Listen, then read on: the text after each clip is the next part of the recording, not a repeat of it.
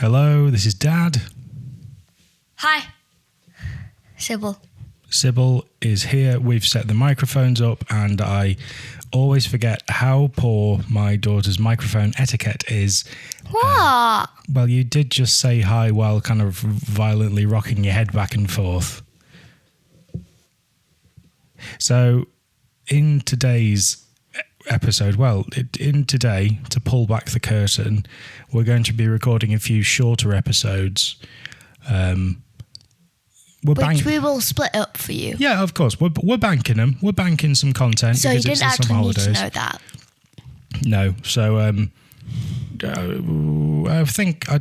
actually think we should have some sort of game that the audience play for how often I apologise that we haven't released directly the week after we last released.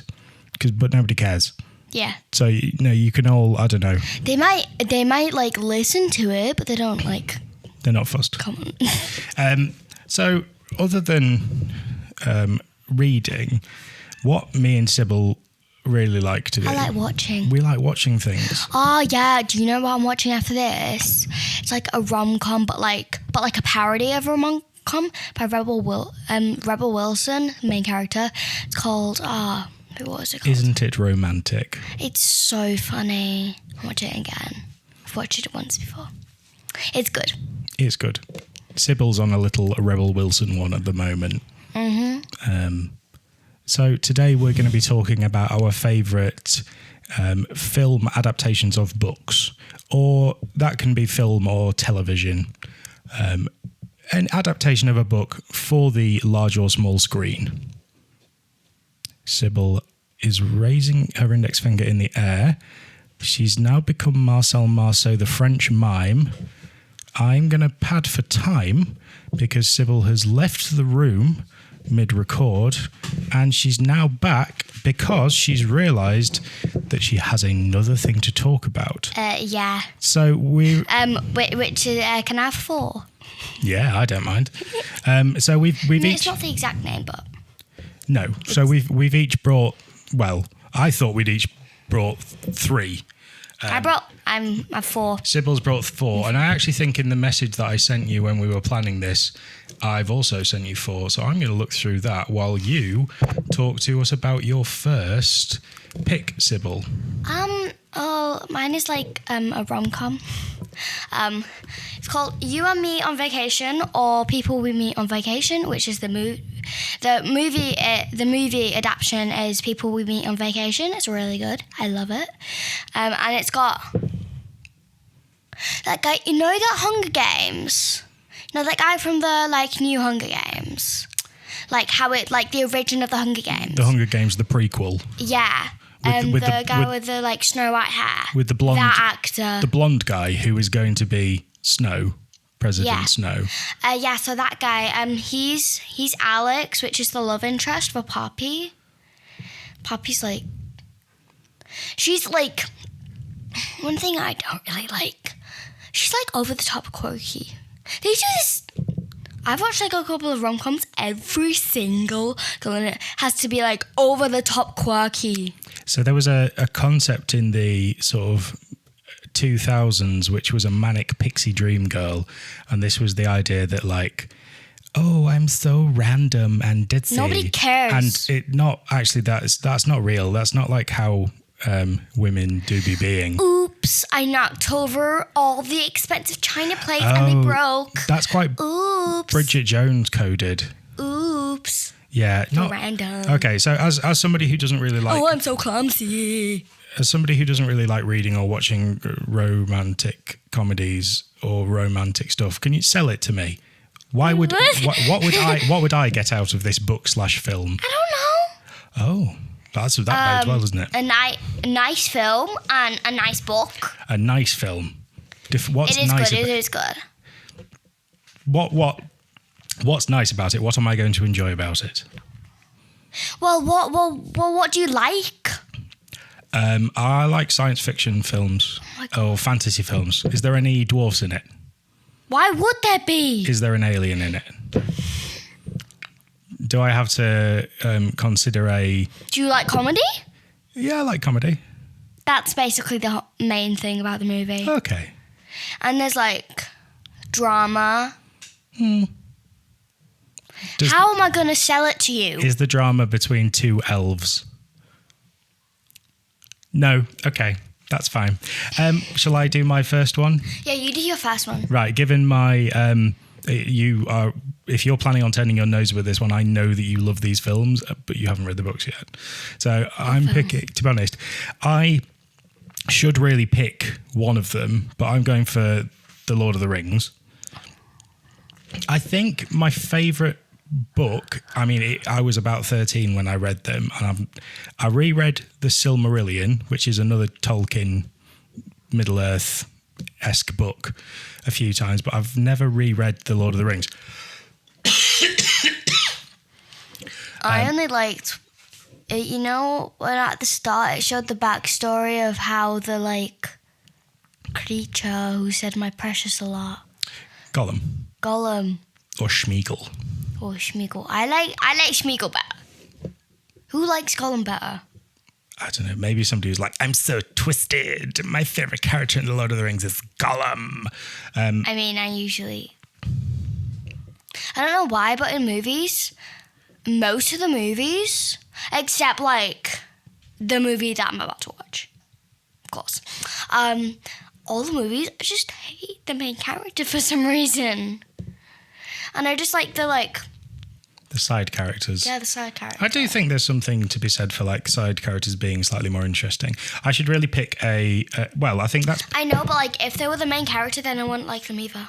Well, okay, so if we follow that logic, I would argue through the Lord of the Rings films, Frodo is the main character. Yeah, I don't like Frodo. And me and my mum had this when I was younger, that we would happily skip through all the Frodo scenes. Yeah. I want more. Frodo was just so annoying. He's not even the best Hobbit. That's clearly Samwise Gamgee. And then I think I like the elf. Yeah, I like the elf. Legolas. That's fair. I like Aragorn. I like Gimli. Gimli the dwarf. The Hobbit as a book I really enjoyed. The films I didn't like as much as Lord of the Rings. As much as Lord of the Rings. I still like them. The films are way better than the books. Ooh. You have not read The Hobbit or The Lord of the Rings. But I've watched them. Yeah, okay. So I know that it can't get better. That's such a strange statement to make. Well, I like the Harry Potter movies better than the Harry Potter books. That's quite... Yeah, okay. Sometimes movies just are better. Wow, for a book podcast, these are big things to throw out. I would say almost never have I experienced the film as being better than the book until I got a bit older, and I guess my imagination has maybe been stunted by the horrors of adulthood. I like David Williams' books. I like Dr. Ernest Finkelstein has been getting into the David Williams world's worst things. Oh yeah, we should definitely do one of those for the pod. Yes, with him.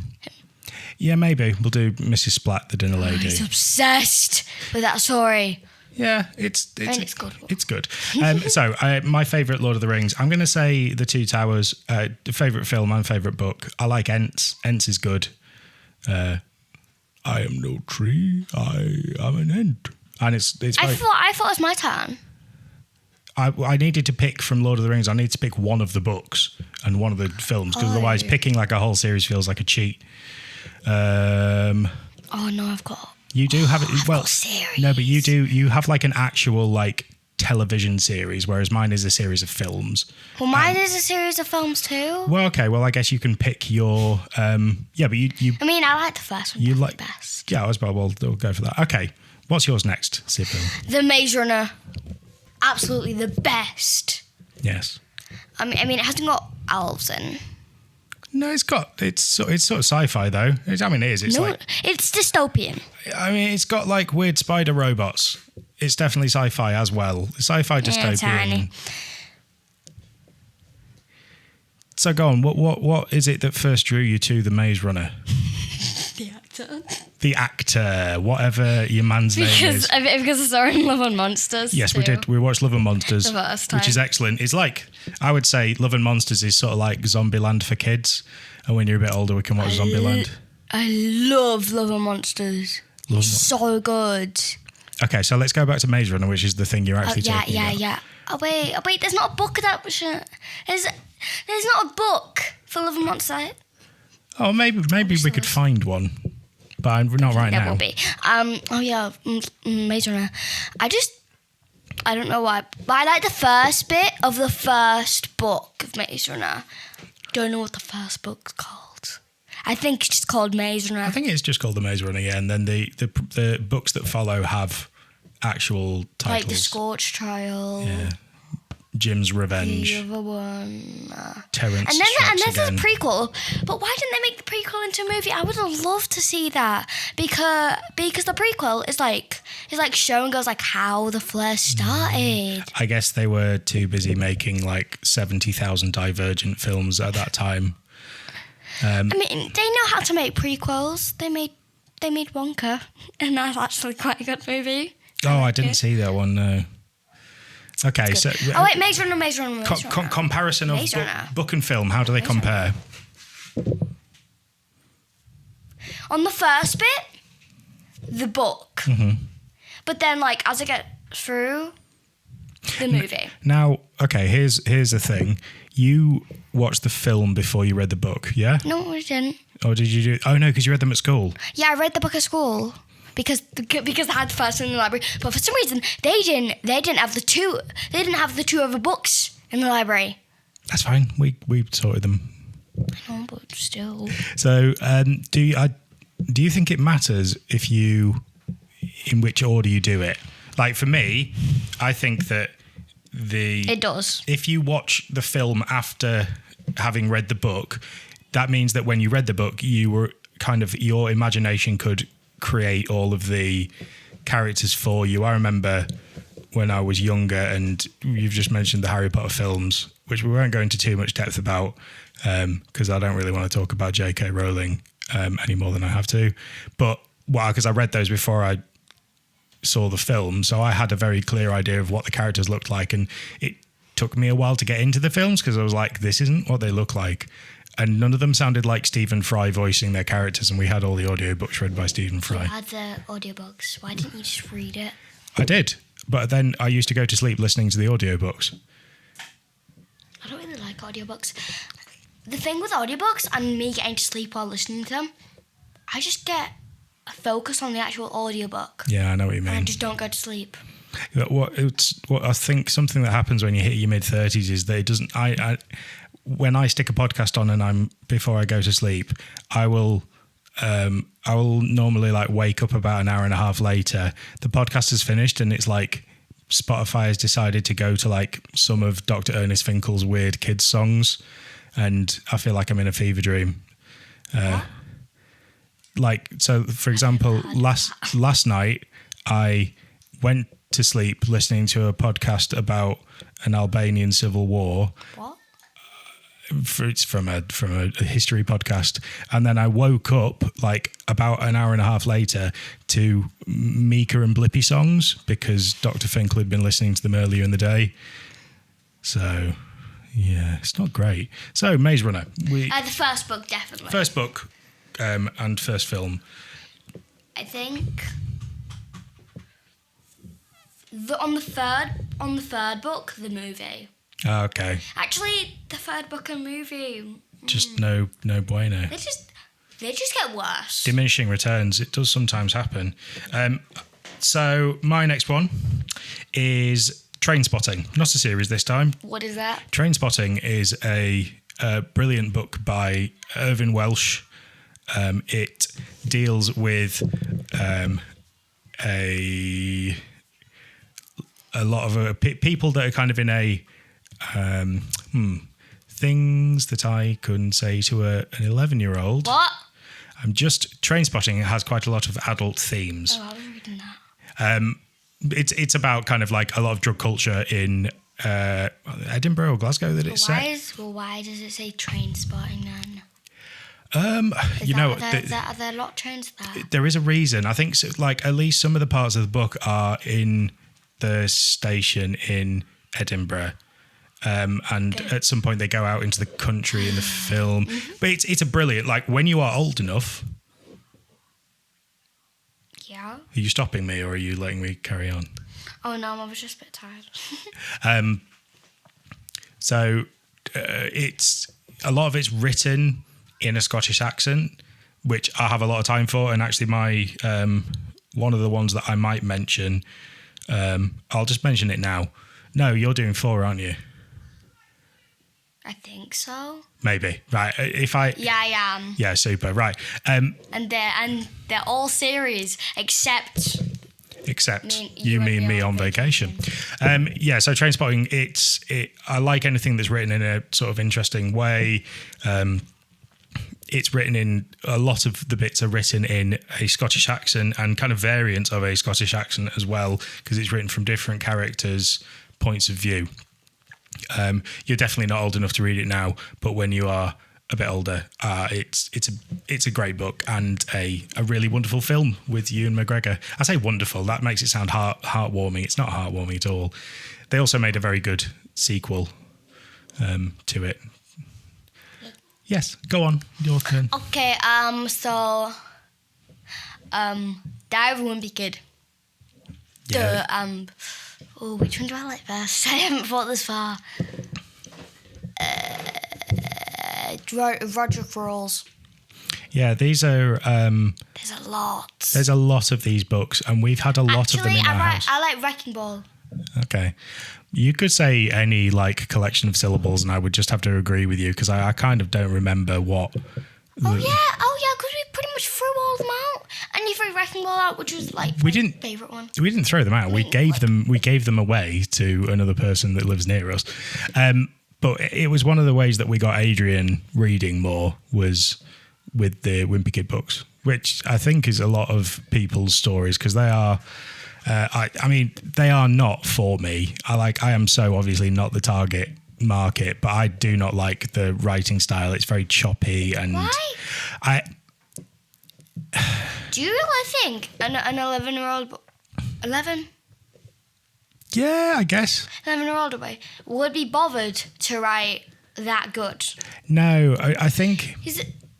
maybe it's because my main experience of them is when I'm reading them as a bedtime story when you guys were a bit younger, and they are atrocious to read as a bedtime story. How?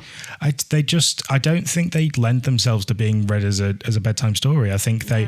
No, you just meant to read them in your head. Yeah, but like I'm not doing lots of cool voices. They've got loads of pictures that have speech bubbles. That have speech bubbles, but also like if you are reading it out loud, they totally disrupt the flow of reading it out loud. If you're reading it in your head, absolutely fine. Let's talk movie adaptation because that is the point of this. So the movie adaptation. The first one, okay. Yeah. A book still bad. I mean, I'm just saying this. I'm not specifically talking about Roger Crawls now. Just the Wimpy Kid in general. The first book and first movie, book wins. The second, Roger Crawls, book still wins. The third one, what happened? Book definitely wins. Did you see the third movie? You guys might have watched it when I was in the room. I don't know.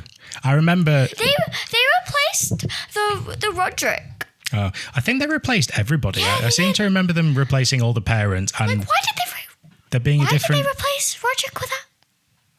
Ah, It does not go. and the Greg being different every time. I think that's just because nobody made a successful Wimpy Kid movie. So I would argue that because you were like, oh, all mine are series. This isn't really a series. This is multiple people trying and failing to make a Wimpy Kid movie. Yeah, and that's why the book wins every night. Yeah, I'm happy with that. That works for me. The first two movies are fine, but like the third movie is where it gets. Fair enough. Right, my last one, and I'll mention my fourth one, and then you can do your last one / fourth one in whatever orders things. So the book is Do Androids Dream of Electric Sheep by Philip K. Dick, which was turned into the film Blade Runner, and which I don't feel like I've heard of that before. it's a very famous film. It's got Harrison Ford in, the guy that plays Indiana Jones and Han Solo. Oh, nice. It's Is it very adult? It's you know what? You'd probably be fine watching Blade Runner 2049, which was the sequel, because I actually can't remember that being particularly Well, what's it about? inappropriate. So Deckard, who is Harrison Ford's character, he hunts replicants who are robots made to look like humans. That just 30 years time, maybe a bit more. I mean, they're already doing it. The robots. So the robots, they're making. Sybil is scandalised. Finish your point, love. I've seen on Newsround, because I'm watching Newsround, right? And like there was one on Strange News where, like, I couldn't even tell, and then they said it was a robot. Like how? So like a very realistic person, but is robot. Yeah. Like, you can't be doing that. Robot apocalypse?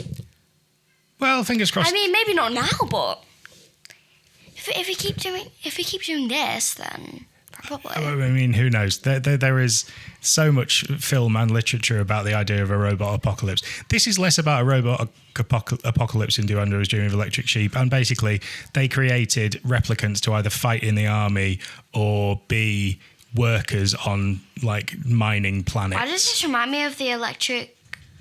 The Electric State. Yeah. Oh, I mean, I've not seen that one. But it's a good movie. That is actually a book adaptation, it made me sort cry. It made me like actually cry. of. Oh, it's sad. At It's sad time. the end. Oh, okay. Because her little brother was so smart that they used his brain, and they had to shut the thing down, and to shut the thing down, they needed to like, and they needed to like shut off his brain. Oh dear. And he was like 11. That is Like, very he was 11, 10. That is very emotional. Same as the fifth wave. I cried on that too. I feel like I have too much empathy. Way too much. You are a tiny ball of empathy, it would seem. I'm starting to cry now. I don't think you would cry at Blade Runner. I think you would find it's exciting, it's action-packed, it's a little bit surreal, because obviously you're in this world where people could be humans, they could be robots, and the replicants have to try and hide if they are robots because they get hunted down by the Blade Runners, of which Deckard is one of them. Wait, so they're sentient? They're sentient, yeah. There's a pack of replicants that are being led by what's he called? I've got him. He's on my vest, my Blade Runner vest upstairs. Played by the actor The guy who Rutger Hauer. leads them. The guy who leads them is played by the actor Rutger Hauer, Who? He's a very, very good actor. What's he been in? I don't think anything. I'll show you a picture of him and you can see. God, my eyes. Oh dear. So anyway, Do Androids Dream? You made me cry. I didn't. You were talking about films that made you sad. Oh yeah. My last one is the series of unfortunate events, specifically the ocean one. Do you remember the 8th one? Yeah, we're talking TV series, right? Yeah. Yeah, because that goes. Whereas the weird sort of Jim Carrey as Count Olaf one, the film, it's fine, but it does not hold. Wait, what? The film? There's a film. There's a film No, I hate the film. with Jim. I hate the film. I could not keep up with the story. Like, what even was the I think story? this is the thing of taking something like a series of unfortunate events. Guys. I mean, guys. Guys, what? there's just me here. You cannot fit like 24 hours because like they are so long. The episodes, you cannot fit like 24 hours into one movie, and the 24 hours are loads of story. You cannot do that Yeah, to a movie without it being really bad. Yeah, the Jim Carrey film had 3 books in one, I think, because it had. And it barely had an ending. Yeah, pretty much. It had the Lake Lacrimose. Lake Lacrimose. It had the snake one. I don't know. With Monty. Yeah, And it had the first one with Judge Judy. Judge Judy. Yeah, Judge Judy. I barely know who she is. because I'm not old That's fair. like you. Well, I'm going to pretend that I don't know who she is now. Ha, ha, ha. So we like, it's got, I was about to say Barney Stinson because it's his character in How I Met Your And Mother. like, why didn't they use the same actor? Neil Patrick, yeah, because the film was well before the TV series. So the TV series Should use the same actors. it's got a great cast, yeah, but it was before, like. So I don't it's care. got Neil Patrick Harris as Count Olaf. I love Neil Patrick Harris. Oh yeah, I didn't know he was like big into musical He's theatre. massive. Because once I watched I think he was I don't know, I like this show and everyone else just came on stage, did the thing, sang and danced and did a little dance, whatever. But then Neil I walked through the exit and there was a bunch of people throwing confetti and then he and of course with his little hat and then he just oh my god, he made such a big entrance. And I mean, of course he didn't get voted out though. Why would he? What was this? Sorry, what was the I show don't you know. were watching? I don't know. Something of which you could be voted out. Yeah, I don't know. I don't know either. He was in. He did a run of Hedwig and the Angry Inch, which is one of my favourite musicals, which has a very good film version with Stephen Trask. Why can't he be I don't know, a background character in Heathers? I don't know. I just think you could cast him as the Or in Mean Girls. the main character in everything. The main character in Heathers. Yeah, sure. Why not? Main character in Mean Girls. Yeah. Just cast him in everything. I love him. I think he's wonderful. And make him wear the blonde. Yeah, I'll show you him as Hedwig. Yeah. Hedwig. Hedwig, yeah. Not from Harry Potter. No, this is his character in Hedwig and the Angry Inch. I'll show you him in his wig. It's thunderously good. Yours. Your last one. Oh, my last one was going to be A Clockwork Orange which the book is by Anthony Burgess. What?